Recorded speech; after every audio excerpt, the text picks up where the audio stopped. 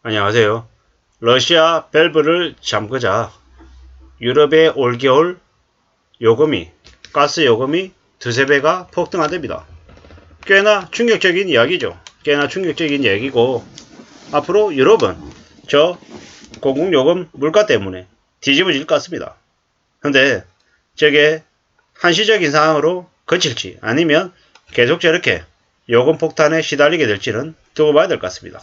점점 더 전 세계가 아마 경제적인 어려움 때문에 고초를 겪을 것 같습니다. 우리가 잘 알고 있다시피 우크라이나 전쟁은 현재 진행 중입니다. 2, 3주만 지나도 전 세계가 난리 날 거라고 했는데 실제로 그 난리가 이미 나오고 있는 상황입니다. 우리는 앞으로 어떻게 살아야 될까요? 저건 그냥 유럽의 이야기니까 우리하고 상관없는 거다라고 넘겨야 될지 아니면 저러한 사실들을 보면서 우리가 교훈을 찾아야 되는 건 아닌가라는 생각을 해봅니다. 앞으로 한국에게 벌어질 일들은 꽤나 힘들고 어려운 상황들밖에 없습니다. 이미 우리가 상상을 초월하는 가계부채와 정부 부채 때문에 몸살을 앓고 있습니다. 그런 것들이 점점 더 우리의 삶을 힘들게 만들 거다. 더 빡빡하게 만들 거다라고 봐야 됩니다. 이전 정부 때 정부의 재정이 엄청나게 늘었습니다. 운영하는 재정 금액이 는 만큼 빚의 규모도 가파르게 올랐습니다. 문재인 정부 때 시작 때 600조였던 빚이 1000조를 넘었죠. 지금은 1060조, 1070조 이러고 있습니다. 이게 뭔가 싶은 거죠. 도대체 벌어놓은 돈으로 쓰는 건 문제가 없지만 빚내서 돈을 쓰고 부자가 된 것처럼 흥청망청거렸던 대가를 우리는 앞으로 치러야 됩니다. 가게는 가게대로, 정부는 정부대로 각각 그 빚을 감당하기 위해서 애를 써야 되는 거죠. 상상을 초월하는 엄청난 빚들입니다. 절대로 그냥 대충 둘러보고 대충 넘겨서는 안 되는 수준이라는 거죠. 겁내야 됩니다. 두려워야 됩니다. 우리가 잘 알고 있는 유럽, 스웨덴, 핀란드 흔히 우리가 알고 있기를 되게 복지가 잘 되고 있는 되게 부자 나라라고 알고 있습니다. 근데 실제 보통 사람들, 서민들은 스웨덴이든 핀란드든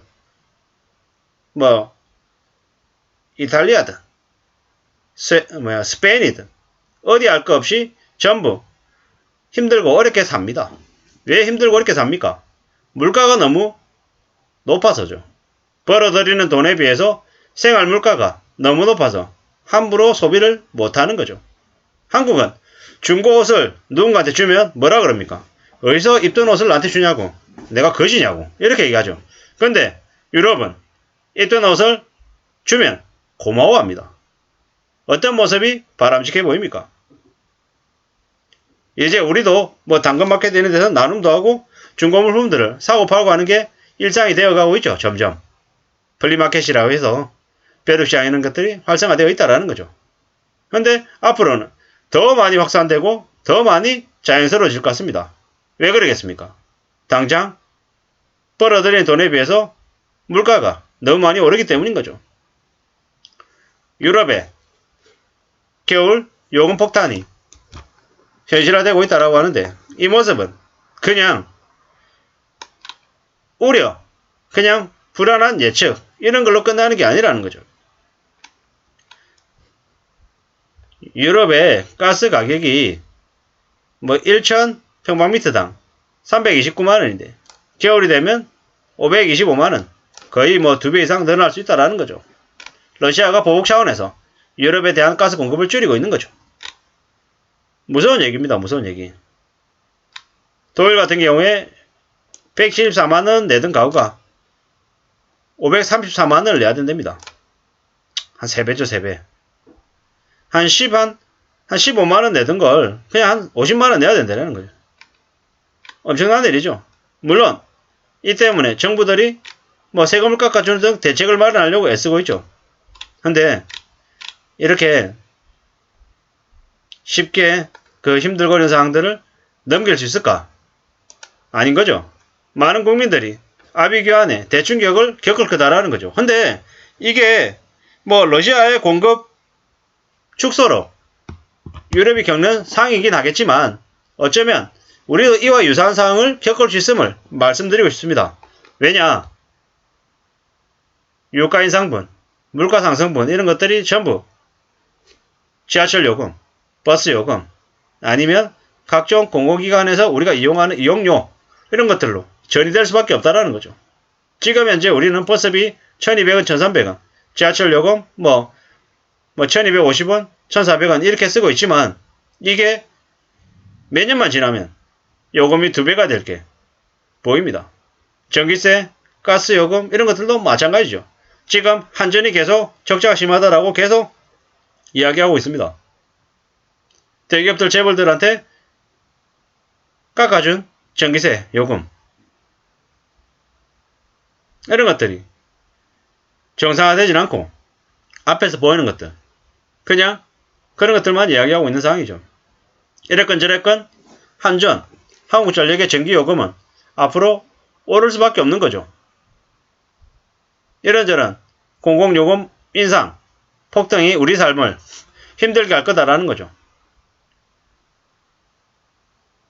시중이자가 늘어서 올라가서 이자 부담은 늘어나고요.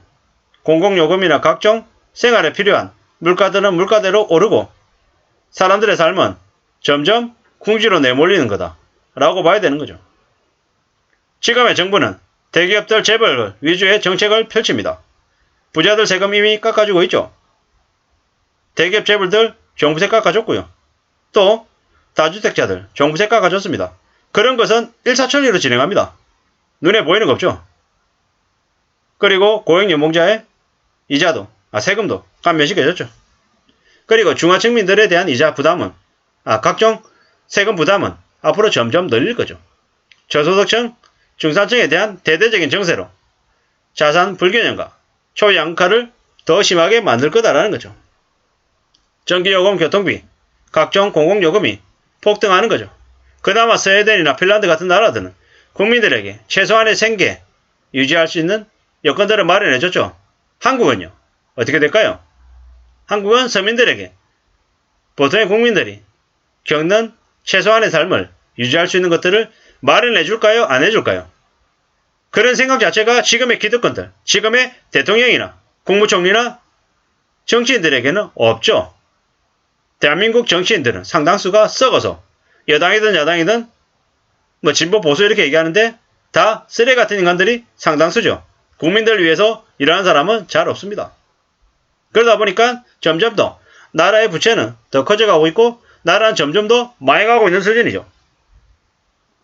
독일이나 일본은 플라자 합의 이후 나름 그래도 잘 관리되어서 지금까지 왔습니다.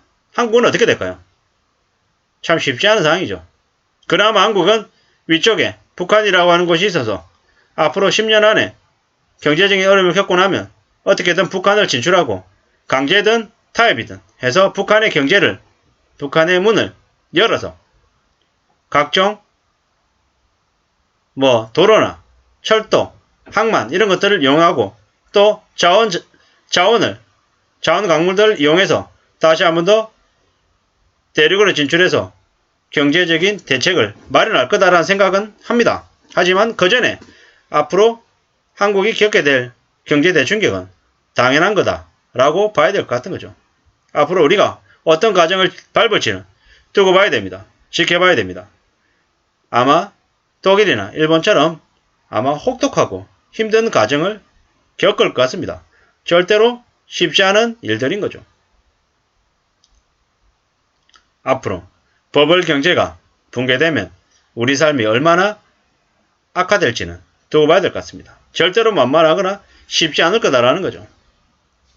우리는 앞으로 겪을 경제 충격 때문에 우리의 삶이 많이 하락할 거다라는 겁니다. 그걸 염두에 두고 지내야 될 것 같습니다. 유럽이 올겨울에 러시아의 가스 공급 축소로 가스 요금이 2~3배 폭등할 거다. 그러한 일들이 그저 유럽의 일로만 그치는 게 아니라 우리한테도 분명히 미칠 수 있음을 잊지 말아야 될 것 같습니다. 남의 상황을 보고 반면교사해야 됨을 말씀드리고 싶었습니다. 아무쪼록 저나 여러분들의 삶이 조금이라도 덜 힘들어지기를 바랄 뿐입니다. 감사합니다.